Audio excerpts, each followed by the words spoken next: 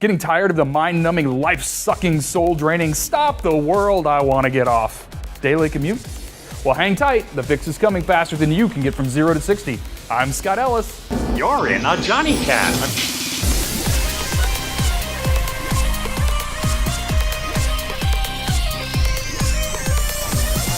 This episode of Geek Beat is brought to you by Citrix Go to Assist, the #1 global market leader in remote support.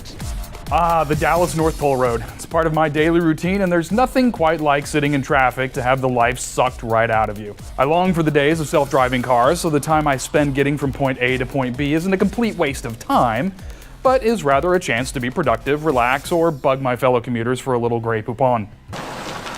Pardon me, would you have any Grey Poupon? But of course. Fortunately, with the recent advancements in autonomous vehicles, that day may be closer than you think.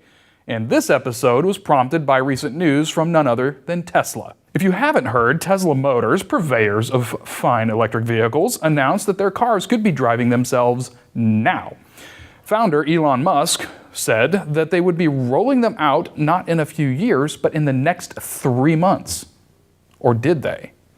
Well, here's the catch. What they actually announced is that they'll be rolling out a software update that will enable an auto steering function that will keep the car in its lane and manage lane changes. So the first step here isn't a big one, as there are already cars that have lane assist technology. Regardless, it's a step in the right direction. So how is all of this possible, and how far will they take it? Well, every Model S built since October is equipped with radar, sonar, and other hardware needed for autonomous driving. Combine that capability with navigation, GPS, and real-time traffic systems, and all that's missing is the software needed to bring it together. Then there are the legal issues. Even if the technology is there, different states have different laws, or lack thereof, governing autonomous vehicles. How regulators will react to the sudden onslaught of self-driving cars remains to be seen. So we may not be living in an era of completely self-driving cars quite yet, but my guess is we'll be there sooner than you think. And if our insurance companies have anything to say about it, and they will, they'll be mandatory in most congested areas almost as fast.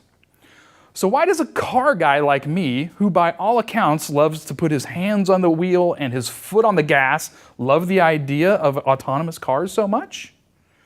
One, because a lot of daily driving is just routine and boring.